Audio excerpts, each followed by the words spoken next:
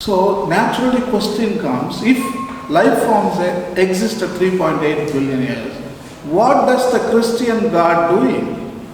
Where was he? In fact, in Psalms, we go to eons when God created the universe. The theology is available in the Bible. I call it a deep time theology. What we are giving is a shallow time theology. Anthropocentric theology. God was a human, he came for humans. That's it. That is shallow theology, selfish theology. But here, universal theology, Hinduism, oh my God, the smartest Hindus, don't laugh at Hindus. They are God's staff. They are smarter than any other people. Everything they devised 2,500 years ago, the rest of the world was thinking 5,000 years ago. Everything invented by Hindus, Jaina, Buddha, right. Unfortunately, everything what, I don't want to say it on camera, I don't want to say it. Wrong. Sadly. But the Bible is not wrong. Remember that. Bible is always right. But the misinterpretation, that's what I'm telling you, wrong. Every sector, our theologians got it bad, wrong. How come Hindus got right? We can't believe. You see, Dasavadara simply telling, you see, in every level, when the evolution was taking place, first fish, then amphibians, then reptiles. You see, all these creatures, this Dasavadara as the figure also said, Matsya, that was the first organism appeared on the earth. Fish. Even today science is telling 600 million years ago fish came. And they suffered passion and death. At every level there is passion, death and resurrection. Yes, every time it's happening. So there was passion and death. So what was God doing at that time? Our God, where is he? What did he do? Did he identify with the suffering at that time? But Hinduism tells yes, God took an avatar of a fish and suffered with them. And he died with them. He was with the whole of creation from the beginning. And he rose like a amphibian. Every passion and death event always makes it more beautiful, more complex. It leads to resurrection, a higher level. So now they have become amphibians, frogs, salamanders. So when they also suffered, again he took another form of a turtle, Kurma avatar, and he suffered passion death. And again resurrection as a reptile, Varaha. Same thing happened. Then came Parasurama. Ugraha Narasimha. Half lion, half man. That was the time humans, mammals, the dinosaurs, 65 million years ago, Ugraha Narasimha. See, when you see this theology was made before Darwin. Darwin came only in 1850 and so on. But imagine 2,500 years ago, our ancestors have got that everything right about deep time. And Darwin comes 150 years ago and he finds the theory of natural selection in which all these things come. And now you put it, everything falls into place. Ugraha Narasimha. Then Parasurama with the axe. And then came slowly Rama with the monkey, when evolution was primates. There were no humans. Primates, monkeys, Rama. Then Krishna, that is the first time we become settled in a village. Yesterday I was talking about destroying forest and then inventing agriculture and forming societies, governments, etc., etc. That is Krishna. Then came Buddha, the last one, 2500 years ago, Gautama Buddha, who was born in Kapilavastu, the present Nepal. So, human form, complete human form. And also, Krishna also human form. Before that, all monkeys and reptiles, etc., etc., etc. Now, Kalki, the next. Again, everything will be abolished. End of the world. IPCC, end of the world.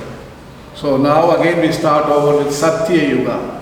Satya Yuga, Treta Yuga, Dwapara Yuga, Kali Yuga. 4 yugas. How smart these Indians are. I am so proud that we are born in India. Sare Jagase Ancha. Yeah, smartest Indians. Even DNA, Hinduism, they told 2005 years ago, deoxyribonucleic acid, DNA. Tala Vidi. Yeah. That is what DNA. Everybody laughed about our Indian Kudimino. Useless fellow, damn fools they are. Damn intelligent. They told faith. Determinism. But we teach there is no determinism, isn't it? In philosophy, we are taught there is no but determinism is truth. DNA, it decides who you are. Your DNA tells you when are you going to die, what sickness you inherit, everything you can find out today. Reincarnation, everybody laughed. There is no reincarnation. Resurrection, what is it? Or everything dies, again comes back. Everything is right. Hinduism, yes. There is no doubt. Sadly ours, they got everything wrong. Everything. Because here it comes through experience, not a theory. That is metaphysics, philosophy. Here experience, big difference. Metaphysics, you can imagine anything. Because you can't verify. Understand? You can't verify our metaphysics. You can say hell, heaven, purgatory, anything you want to. But nobody is going to verify that. So you can get away with many things. Faith is metaphysics. But on the other hand, fact. What happened? You were having one seminar, some fact or something, no? Yes. So fact is mathematics. 2 plus 2 is what? In metaphysics, 2 plus 2 is equal to, it may be 11, because nobody can verify. And you say you teach it is 11, you have to believe, otherwise you'll go to hell. That is metaphysics. Science is always about consistency and about the constancy, and also any amount of time you repeat, it won't change. It will be there forever. You understand that? So that is what Hindu philosophy is all about. Even today you can put to test and it will come out successful, right? Yes. In another 5 billion years, Hinduism will be right because it came through experience. Our sages, they meditated, they went deep into the genes and deep into biology, history of the planet, deep inside, and they got the truth. That is the difference between the East and the West. So today, I have a good news for you. Western world is now coming closer to the Eastern world. Today morning I said in my sermon, Pope Benedict is writing, Earth speaks to us. We need to listen. These words are familiar in Eastern tradition, not in Western tradition. See? In Western, nobody will talk like that. The earth is speaking to you. All the Germans will laugh at it. What is he talking about? Only in Eastern philosophy or theology, we talk like that. See, even Benedict has come to the East. That is amazing. He is the symbol of Western religion, no? But he has come to the East by telling, Earth speaks to us. Pope Francis is completely coming to East, Laudato Si. The whole discussion is about our own cultural tradition. So the West is now borrowing beautiful things from Eastern tradition. Let's not say Hinduism immediately for them, they may not like it. The West. Eastern tradition, yes, that is a good word. Tradition includes everything, no? Jaina, Buddha, Hindu, Shinto, Tao, Chinese, Japanese, all the, Zoroastrianism, Persian religion, Parsi religion, everything is included. You understand that? So this is the richness. So what I'm telling, today it is in my mind all the time, when fishes suffered extinction in 600 million years ago. By the way, I have to tell you, there were about 5 mass extinctions. You should know about them in the history of the planet. They are known as the 5 mass extinctions. Mass is nothing to do with Catholic mass here. This is entirely different. Mass means huge, big. So 5 great mass extinctions happened in the history of the planet. One is 450 million years ago. That is the fish extinction. It is called Ordovician mass extinction. Ordovician mass extinction.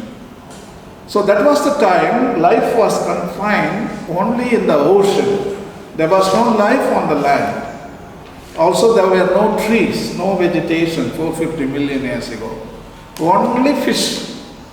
They were thriving in the ocean. So what happened during the Ordovician time? Probably some cataclysmic event, maybe anoxia. The ocean would have been turned into poison, so they would have died. Or in the ocean, ocean would have turned into acid because volcanoes were spewing out so much of soot, everything going and falling in the ocean. So probably the fish could not cope up with the limiting factors in the ocean. So they suffered passionately. That is the time Vishnu, God, went and took an avatar of a Matsya, the fish avatar, and he suffered with them. He was with them. He saved them, and they became amphibians. So almost 80% of the extinct. The extinction event is not in 100 years, 200 years, this thing happened. It's almost 10 lakh of years, 1 million to 2 million years, that loss of life, extinction event happened. You understand that? Long time. All right? The second mass extinction event happened 350 million years ago. All right? It is called Devonian mass extinction. Devonian mass extinction. So that was the time there were amphibians, because the resurrection event made life more complex. And now there are amphibians. Amphibians are, for a good example, is frogs. So frogs appeared 350 million years ago. And salamanders, newts. You know salamanders in Tamil we call Arunai. Yeah, Arunai is amphibian. Newt, a small lizard. That is also salamanders. Yeah, they are also amphibians. So in Telugu, what do you say, Arna? Sorry, okay. All right. It's okay. Sorry I asked, okay? All right. So Devonian mass extinction. There was life also on the land. That is the point. Not only on water, also on the land. Because frogs are the first one to colonize the land. Okay, from the water. So even today, the frogs are repeating the same thing. They hatch in the water, they lay eggs there, and then they remain in the water for 7-8 weeks, and then slowly the tail becomes legs, slowly he becomes a frog. It's called metamorphosis, the life cycle of a frog. Okay, the second one was what is that? The Devonian mass extinction, which happened 315 million years ago, and that was the time amphibians were existing on land, because I was talking about life cycle of frogs, no? How they are born in water and they come to land. The same thing was happening 350 million years ago. These frogs are reminding us, so it is a replay. So they are telling this is how we were born 350 million years ago, but even today we are existing. That is the point we should have.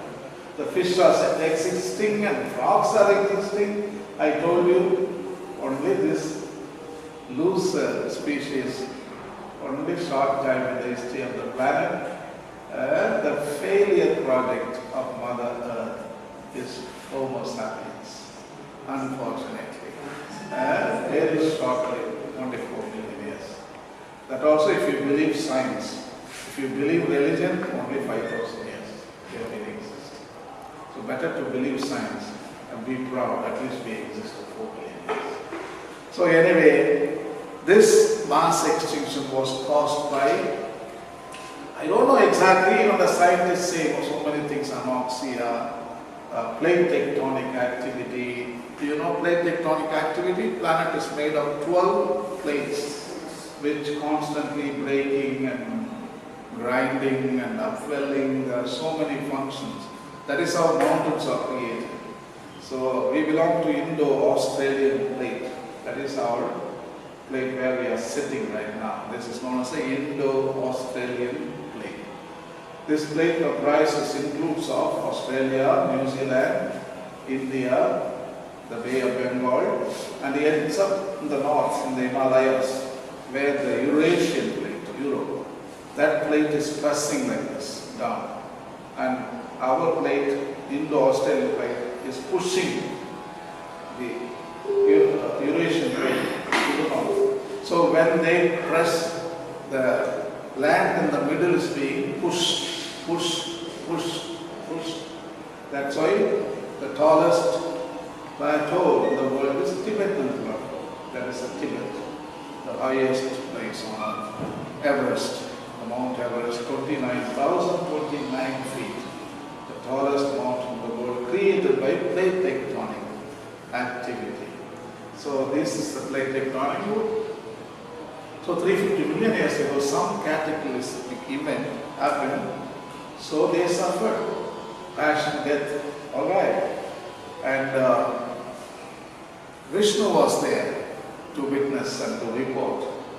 He took the form of a kurma, that is amphibian, turtle avatar, and he suffered and then died and risen now to reptiles. Yeah. Now the reptiles were ruling the earth. Starting of the reptiles, not ruling, starting. So we are talking about 250 million years now we have come. Alright? It's called Permian mass extinction. Permian. So that was the greatest event happened in the planet history. The big mass, super mass extinction. Because almost 95% of the species in water, on land, all perished. The scientists name it as great dying. Great dying. So the Permian mass extinction event was caused by volcanoes. That was the cataclysmic event. Alright? So Many scientists thought life is not possible at all, life is finished, it's over. There is no life on planet Earth. The Permian mass event was such a huge event. But yet, it all happened 2 million years over. Don't think about within 1 day, 200 years, no, 2 million years. So everything lost.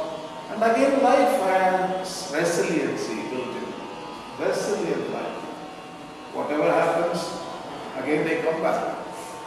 We also have the same kind of tendency. You feel fever, sick, corona, and you go to the limit of dying, but you come back. Resilience. That's how planet Earth. Earth died many times, but it came back to life. Recovery was possible. So you understand that? Now Permian mass extinction was caused by volcanoes, I said it. Great loss of life. And then life came back, bounced back. So now we are in the 200 million range, which is called Triassic mass extinction. Triassic. You know Jurassic Park? The next period is the Jurassic period. This is Triassic, 200 million years. So that was the fourth mass extinction. And it was caused by, I don't know, maybe some anoxia again. The ocean turned into poison. There is a special word for that. You know the egg, spoiled egg smell. There is a word in science for that. You know Khammam River, the smell. Yeah, what? Foul smell. There's a special word for that. So that is what happened. The oceans turned like a Khammam River. So there was a lot of poison was being released, and then on the land also life suffocated. That is what would happen in India very soon. Now it is happening in the Mediterranean Sea. Mediterranean Sea is interlocked. It doesn't have a big opening to be cleaned up. No, it doesn't, because only small Suez Canal only connecting Mediterranean Sea. So the water is all the time locked up. So there are a lot of chance of becoming like a pool. Already it is becoming a little bit of pool, all the Suez, everything. So the water is polluted, Mediterranean. That's a highly polluted sea in the world. So when it is polluted, oxygen is taken away by the plants and it becomes a hell, like Khammam River. In Khammam River there is no oxygen, only there is poison. So the poisonous algae grows, and that is the smell what you are getting. So that is what would happen to Bay of Bengal, Arabian Sea.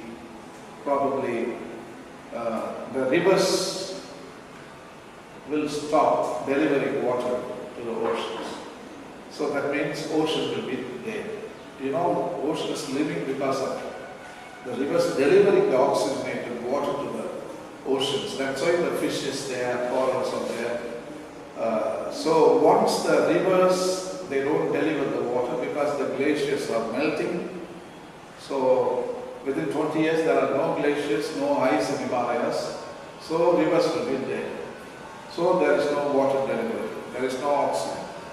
All the oceans will die. So you get that foul smell.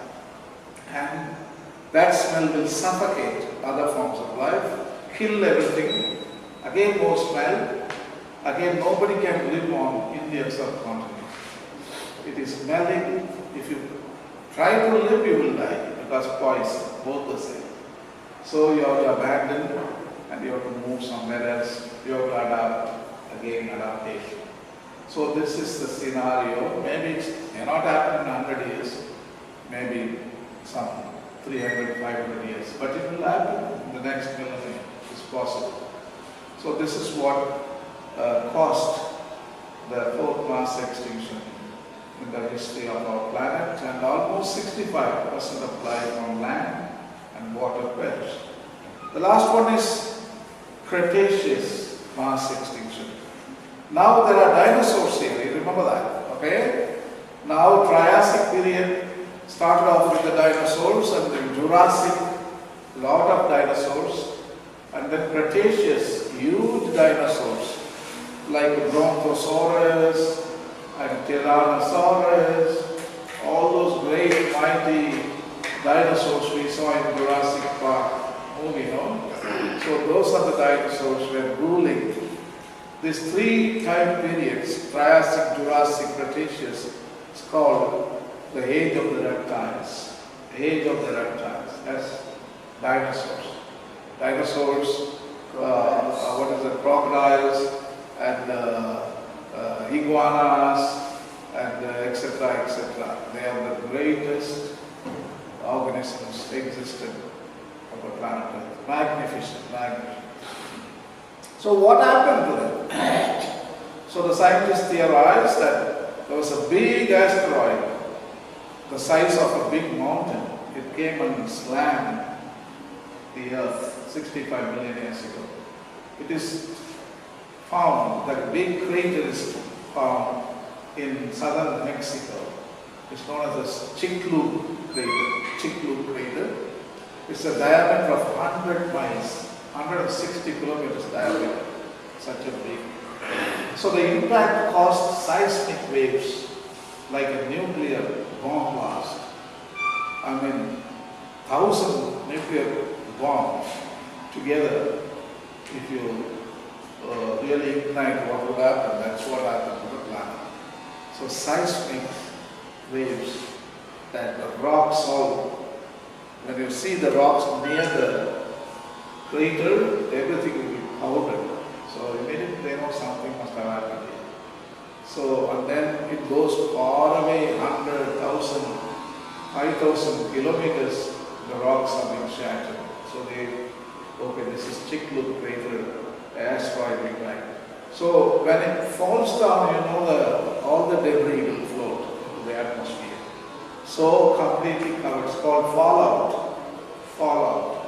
You know, when a nuclear bomb is fired, then they call it a fallout, aftermath or after effect of a nuclear bomb. And then immediately the dust and the soot all covered the atmosphere. So sun's ray couldn't penetrate on the surface of the earth. So if there is no sunlight, there is no photosynthesis. So plants all die because they can't make food. All the plants die. So with that, all the vegetarian eating animals, they died. Like Brontosaurus, that long-necked dinosaur, was a vegetarian. He died. So all the vegetarian animals, they died. When the vegetarian animals died naturally, meat-eating dinosaurs like Tyrannosaurus is a meat-eater. He also died. So when there is no food availability possible, all animals died. So that's how extinction took place. Almost 85% of animals died. Only in the ocean animals escaped, because the fallout was not that dangerous in the ocean. But here, and then it caused nuclear winter. You know the nuclear winter? That means when there is no sun rays, the earth temperatures, they fall down cold, completely cold for the 20 years, 30 years time period, only cold. So that suffocated the rest of the life on land. So that is called Cretaceous mass extinction. That is the end of it. So 5 mass, we have been discussing about the creation sector approach to model ethics. So in which creation is the source of all value. You know, every species is important, and everything have intrinsic value. That is the most important thing. Intrinsic value is celebrated in this model of ethics. The emphasis on intrinsic value, we already discussed all that. So it recognizes interdependence within the web of life, It admits the sacredness of nature, of all life, and it deserves protection. So we see God in all in God. That is the pantheistic notion. God in all in God. So also we are open to different faiths, beliefs, because Second Vatican Council teaches us that there is truth in every culture, in every belief, in every religion. So we need to respect that. So in creation-centered approach model ethics, when you practice it, you will not pursue vehemently for economical growth. You will not for economy. You will not be taking one side route or bias towards economy. You will not be obsessed with economy. That is what I mean. So you will be also obsessed with the preservation of nature. Yes. So you will reduce your economic growth to low, to sustainable growth. And also your use and the production of resources will be balanced. If I say use, you remember use, abuse, renewal. So we will be going to use. The input and output will be balanced. So that is the outcome we can expect in creation-centered approach model ethics. The last one is deep ecology. As I said, the first three of them, even creation-centered approach model is a shallow ecology. This model is the deep. It sounds also deep, isn't it? That means it is very substantial, very important, very fruitful, very rewarding ethics, deep ecology. So actually, the technical word is species equivalence model ethics. Everybody is equal, all right. So actually, the proponent of this model of ethics, Arne Næss, that is his name. He is a Norwegian. In 1970s, he started a philosophy called ecosophy, or deep ecology. The ecological philosophy. All right. The short form is ecosophy. Also, deep ecology also means the same thing. So, according to Arne Næss, every being, whether human, animal, or vegetable, has an equal right to live and blossom. Here, we not only admit the dignity of creation, and also we express the reverence for creation and reverence for all creatures. Here, we celebrate our own cosmic roots, where we come from. Didn't I say, from one cell to multi-trillion cells. So our journey started long back. Cosmic roots, we are connected. It's about connection. So it's also about revival of asceticism, mysticism, all that kind of stuff we need. In order to protect Earth, mysticism is necessary. St. Francis of Assisi was a mystic. So in mysticism you see the reality as it is. You see the truth. In asceticism, in contemplation, we get the insights. So that is what we need. So deep ecology, it's a very important subject today. In 1973, Arne Næss, he writes, see towards the end of the paragraph, Næss rejected any idea that humans were more important because they had a soul, use reason, or have consciousness. So nature does not exist to serve humans. Humans are simply a part of nature, and all species have a right to exist for their own sake, regardless of their usefulness to humans. So we will continue when you come tomorrow. Little bit of reading, you will understand. So actually, what we are undergoing right now, the IPCC red alert, is termed as sixth mass extinction. We are in the sixth mass extinction event. This event is about not the extinction of other creatures like dinosaurs or elephants or tigers. It is about the extinction of human species. Humans, yes.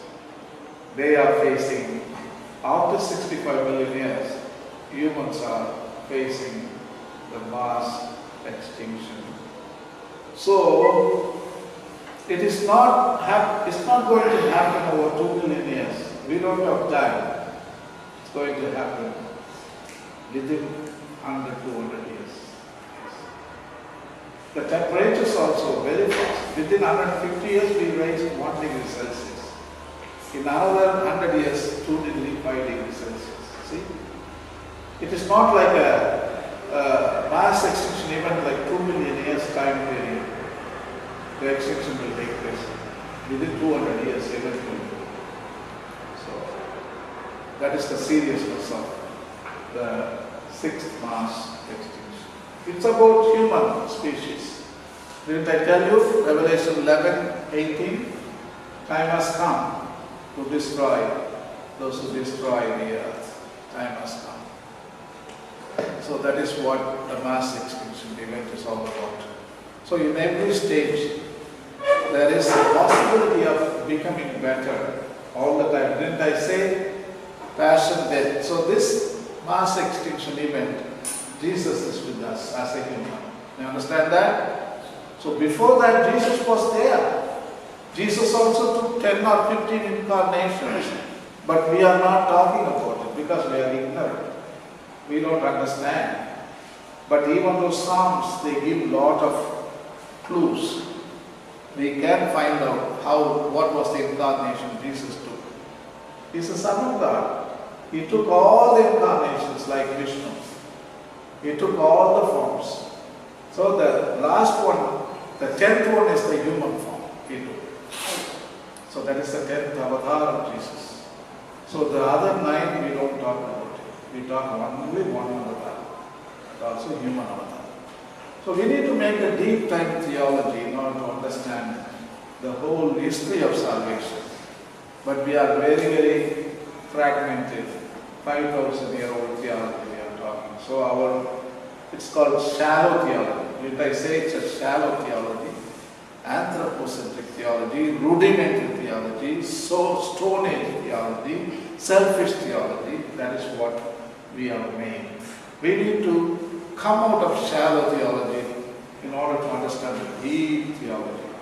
Then only we can understand how God was present in this creation all the time, from the beginning. Actually, Psalm 104, 21 to 30 or something, 27 to 30 verses I want to read. See, for the deep theology. That may be the basic text to make deep theology. 104, how many of you read? Did I ask you to read this? Yes. I don't know whether you read or not. So see the 27 to 30. That is the basic text for making deep theology. Our God was, whether it is Jesus or Yahweh, the Christian God was present from the beginning. The Spirit of God, we call it. The Spirit of God was part of the whole of creation. And He was with dinosaurs, He was with the trilobites, He was with the frogs, He was with the fishes, microscopic bacteria, etc., etc. So this is the main text. I read it for you. These all look to you to give them their food in due season. When you give to them, they gather it up. When you open your hand, they are filled with good things. When you hide your face, they are dismayed. When you take away their breath, they die and return to the dust. When you send forth your Spirit, they are created, and you renew the base of the ground. That tells you there is a possibility of making deep theology in Christianity, and no theologian is looking in that area. So I think heralds of good news should really look in. I'm giving you all these examples so that you can look into the loopholes and find the opportunity and you make a difference. So this is what I urge my students to become. There is a big opportunity and you can become a greatest theologian in Christianity by thinking in terms of this ecological matters. Alright? So we will continue to the next subject here. What is that? Okay, we have come to some of the excerpts from Laudato Si, the environmental ethical document.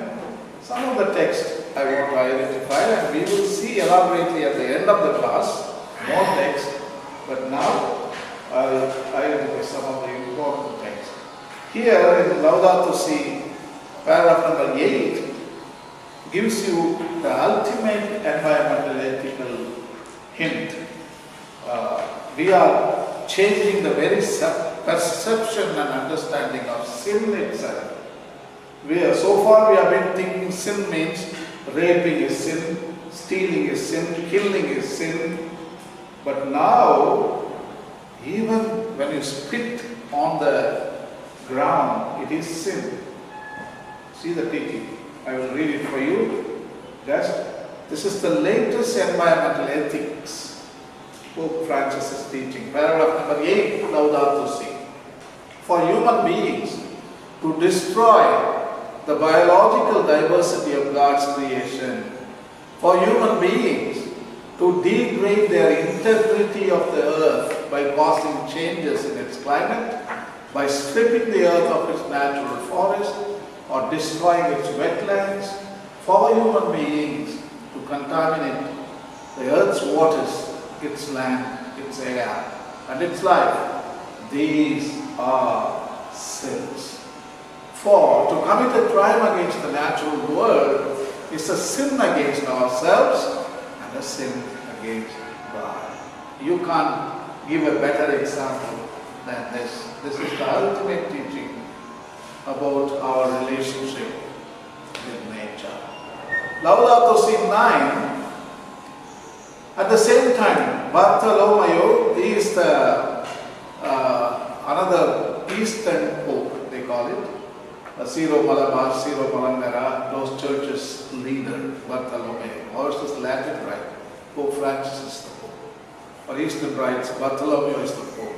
So he also joined with Pope Francis in writing the encyclical.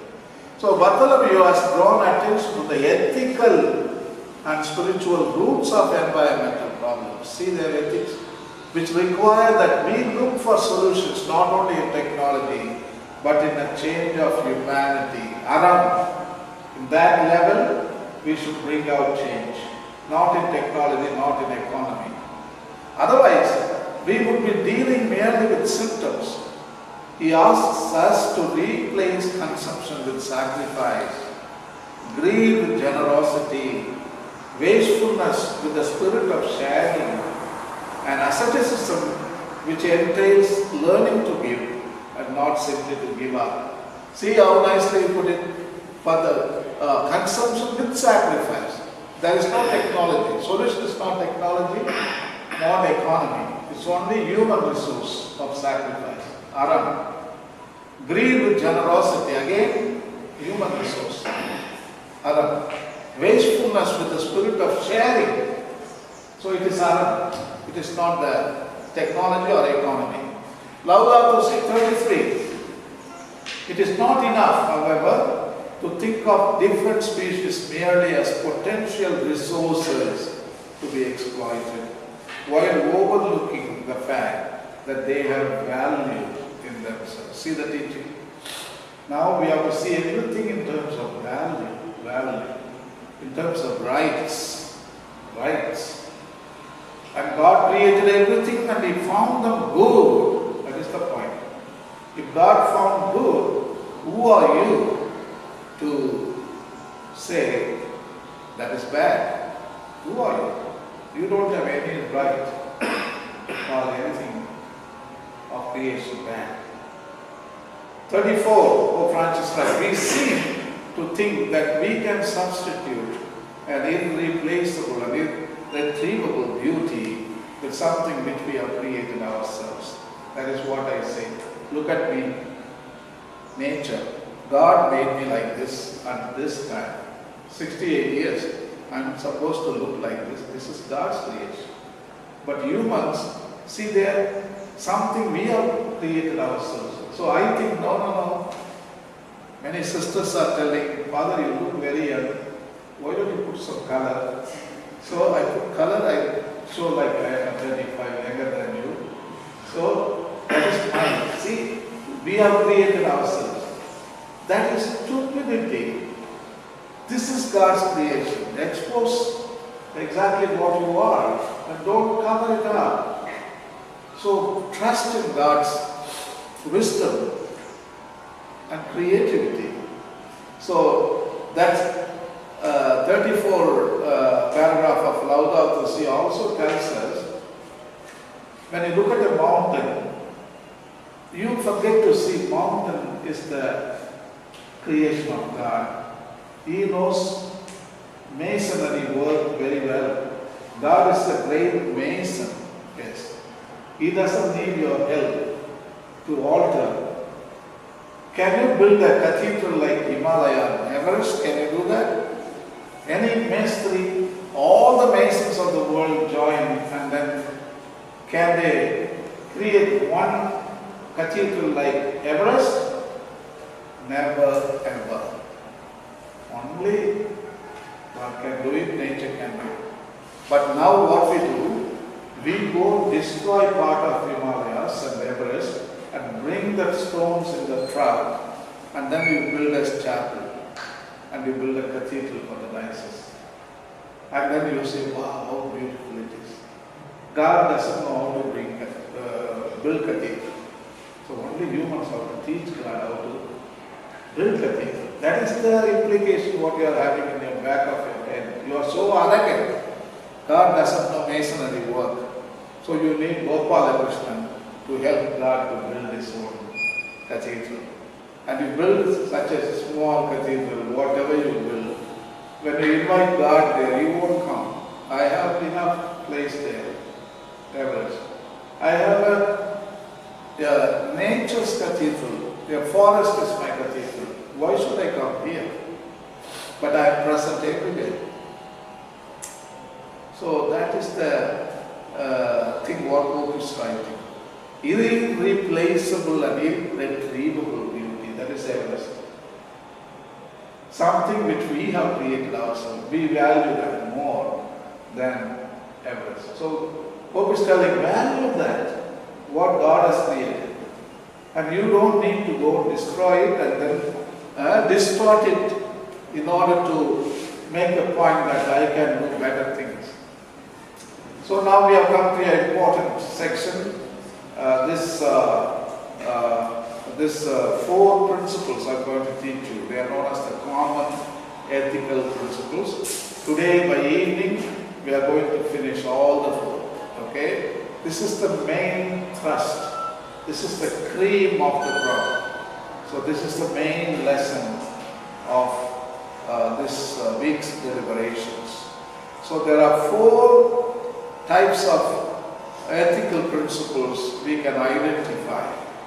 There are thousands and thousands of ethical principles available today in different cultures, religions, countries, etc., etc. But we can group them all. Maybe 4,000 different disciplines can be grouped under 4 big, broad categories. One is anthropocentric principle or ethics, which concerns only about human welfare. The next one is anthropogenic principles or ethics. Humans place value on nature, it's all human imposed. Only human decides which is good and which is bad. which can be protected, which can be eliminated. So it is, again, it is not right. The third one is biocentric principle or ethics, in which every part of nature has value. Alright? They have rights. We need to give their rights. And the last one is species equivalence principle or ethics, biocentric equality, in which there is no difference between humans and other creatures. So in this four, the top three are rated as shallow ethics. The last one is stamped as deep ethics or deep ecology. The above three, shallow ecology. Alright?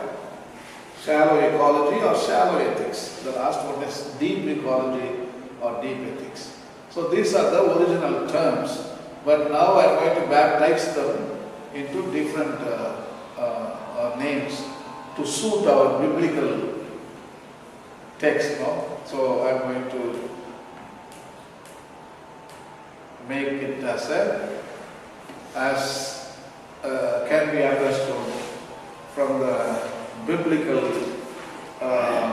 viewpoint. In 1967, Lynn White Jr., one of the historians from America, he wrote an article, Historical Roots of Our Ecological Crisis. That is the article which stunned the world, shocked the world. Yes. By the way, this is the article highly researched in the world. If you ask what is the what's the highest research article in the world, if I ask you the trivia question, you should answer the historical roots of our ecological crisis, 1967, written by Lynn White Jr. Even today, many students, they do their doctoral thesis on this article. You can also do it. Actually, it is only about a 15-page document, that's it. You can download on the internet, Historical Roots of Our Ecological Crisis. You download that and you read that article. It's very important. Actually, we are all talking about, eco-theology, environmental ethics, because of this article. Actually, Pope Francis is wording the third chapter of Laudato Si. What did I say yesterday? Come on, somebody read the third chapter of Laudato Si. What is the title he gave?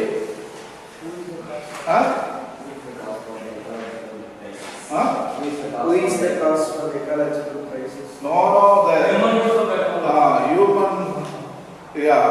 Human roots of our ecological crisis. See now, the original title of Lynn White, Historical Roots of Our Ecological Crisis. Not much difference, isn't it? Pope is writing it after 45-50 years, and he is using the same title for the third chapter of Laudato Si. He uses human roots of our ecological crisis, but here, historical roots of our ecological crisis. See, 1967, alright? The 1967, Pope is responding to the charges created by Lynn White in the paragraph number 67 of Laudato Si. That is a coincidence. Paragraph number 67, Pope Francis is responding to this letter, which was published 1967. After 45 years, he is trying to address. Okay, whatever you wrote was true. Yes, we did the misinterpreting the Bible. Yes, he admits that paragraph. So, this is a very important letter, not a letter, article written by Lynn White. What did he say in the letter? He said, he accused Abrahamic religions, like monotheistic religion like Christianity, Islam, Judaism, especially Christianity. He said that dominion, didn't I mention dominion? That Genesis 1:28, that was misinterpreted, so that became the cause for all the ecological crisis in the world. In other words, Christianity is the main cause for the destruction. Christianity became responsible for all the evil in the world for the past 2000 years. He told many examples you can give, no? Crusades and Inquisition, pogroms, and First World War, Second World War, deforestation, poaching, colonization, and slavery, globalization, capitalism. All the evil is perpetrated by Christianity. Christianity is the reason why we are facing ecological crisis. That's a big accusation, isn't it? Huge, huge. So